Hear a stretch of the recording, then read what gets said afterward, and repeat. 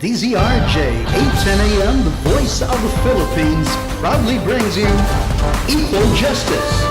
Find out the hottest legal issues of the week and hear the analysis. And now, here are your hosts, Attorney Ador Tolentino.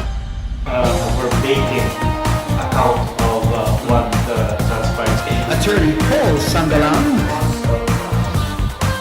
Your concern. And Attorney June Quicho. Right, of the country. And many tourist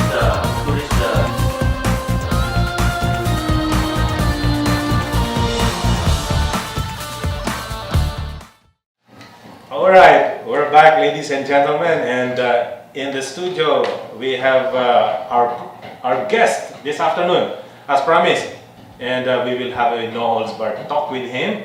He is none other than, one of the hottest legal personalities in town these days. Because, celebrity lawyer. Yes.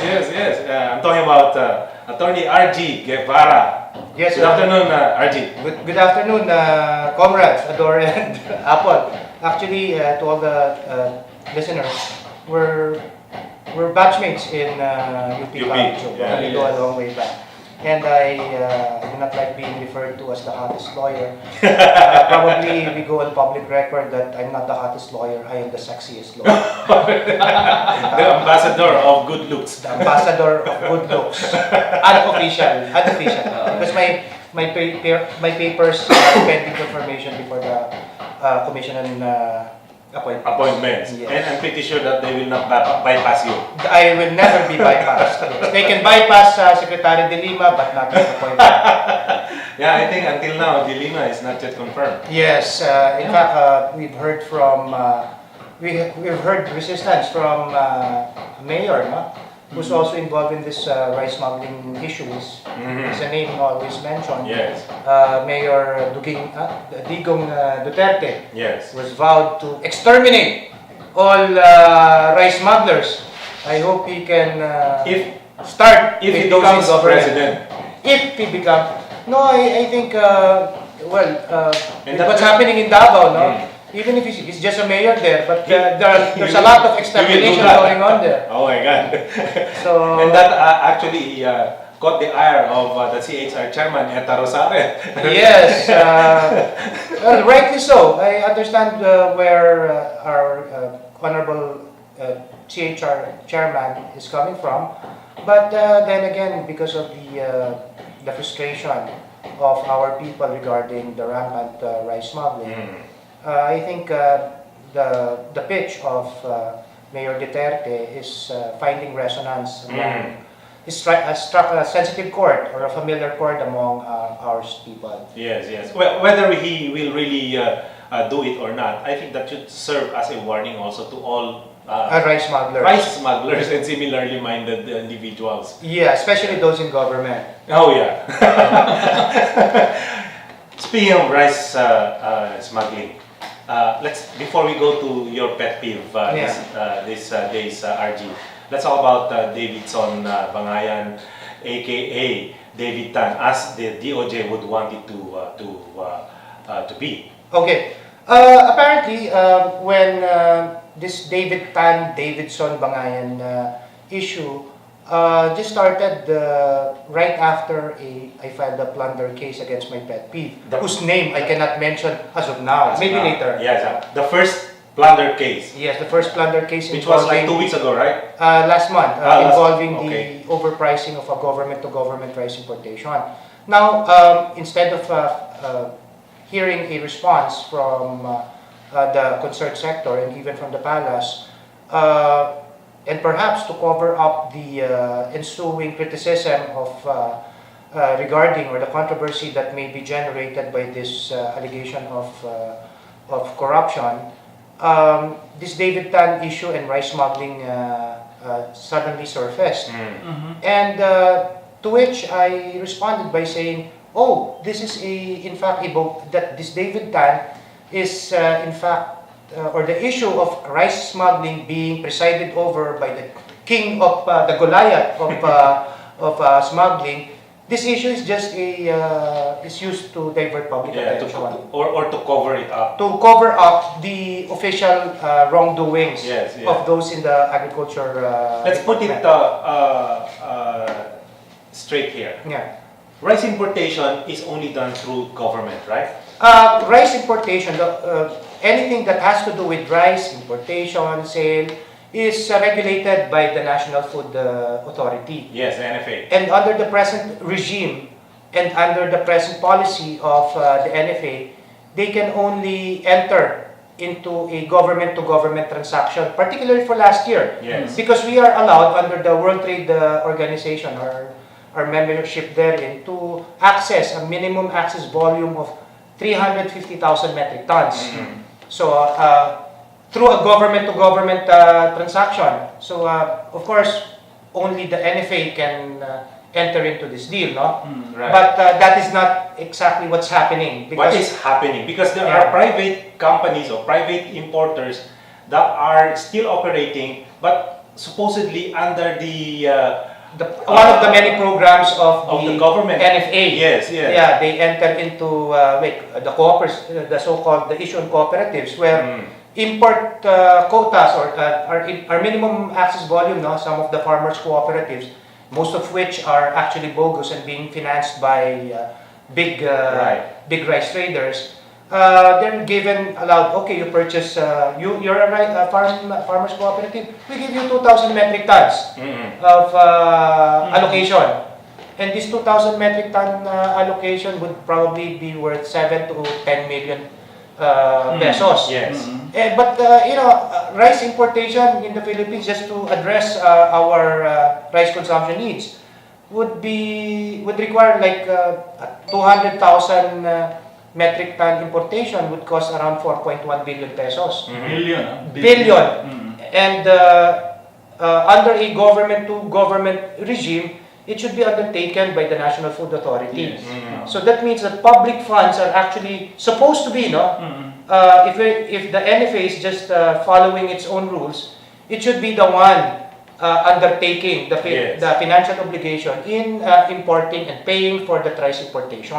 Yes. So double dead diary because not only are public funds being spent to purchase, to import rice, these rice importations, when they come to our ports, are granted tax exemption subsidies, Right. which is around 40 to 50%. So for the transaction that I am questioning, the 205,700 metric ton anomalous rice importation from Vietnam, the NFA should have paid 1.7 billion pesos if such importation was conducted or was made by the private sector. Now, probably you've heard of many allegations coming from the morons in the Department of Agriculture saying that RG Ibarra is actually is lawyering for rice smugglers.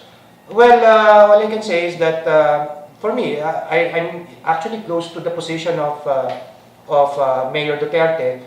He wants them to be exterminated. I want them to be exposed and then prosecuted. Yes.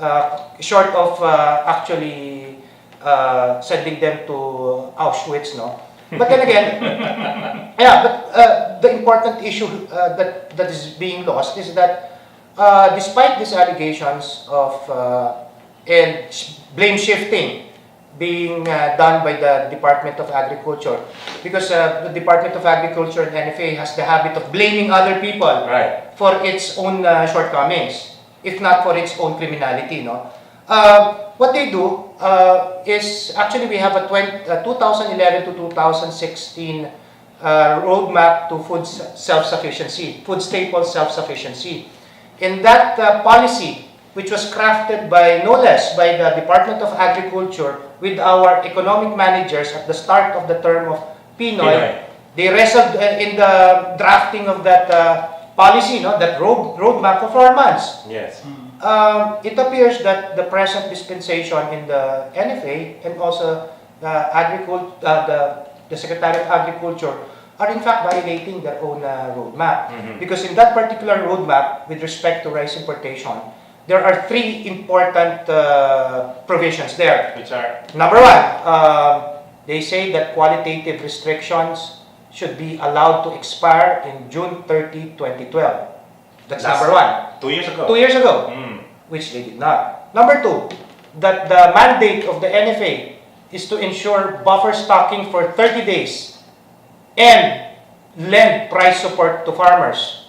Now our buffer stock for rice, as per official statements, is less than 15 days. Wow. Okay. And number three, and this is the most important, and it would show the culpability of our agriculture officials. Number three, they are saying that the NFA should focus on domestic procurement of palay and encourage the private sector in the importation of rice. Yeah. According to my informants, and there's no reason to disbelieve my informants because that's what the farmers are telling me as well. You know, you just go to the source and you can actually get the real thing, right? Yes. You know, in one of your postings in your Facebook account, you know, you mentioned about Quezon Mafia. Yes. We will pursue that thing when we come back because we have to pause for a very, very short break for some VOA news. And later on, we will name that tune. Who is that pet peeve of yours? Yes. Right? Okay, as we talk about the plunder cases that you filed against this pet peeve person. Alright? Okay, so don't touch the dial, we will be back.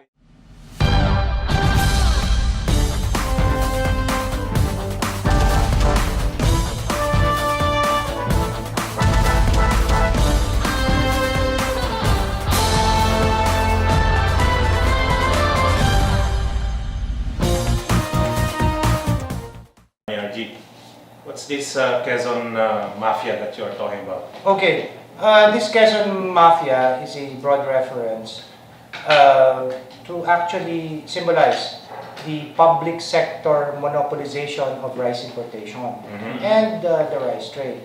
This has already been confirmed by congressmen and... Why Quezon? Well, because they come from Quezon province? Yes.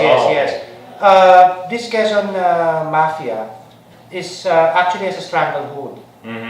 They have exclusive control over the new rice cartel. As opposed entire to Philippines, huh? Entire Philippines. Wow. Because it's public sector na nga eh. Our rice trading and rice supplies has been cartelized already. Yes. Although, and we know exactly the agency that is responsible for NFA. So whoever owns NFA, whoever is the administrator, is the godfather. Yes. Whoever the chairman of that agency is the godfather. Yes. And as we recall, I already crossed swords with NFA Administrator Orlan Calayag over his citizenship. Okay, we grant that he's a Filipino citizen according to him, and then it was seconded by his protectors in the palace. Okay, we grant him that.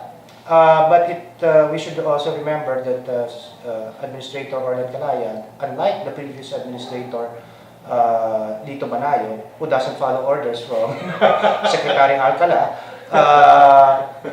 was a chief of staff and a trusted lieutenant and relative of the godfather of the Quezon Mafia, who is no other than, his name I shouldn't mention though because I might encounter some riding in tandem teams out there, but he's Secretary Alcala. Yes, the Secretary of Agriculture. Yes, in fact, they hail from the same Dolores Quezon. No? I see.